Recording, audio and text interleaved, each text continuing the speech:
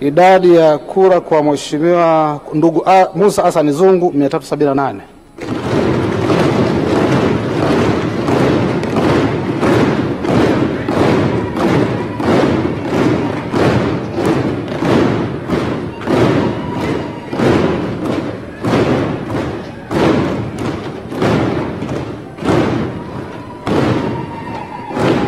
Asante.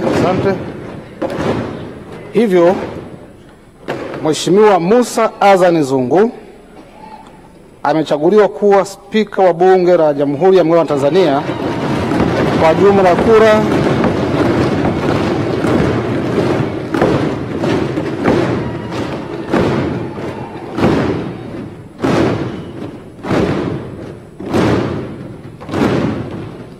Asante sana.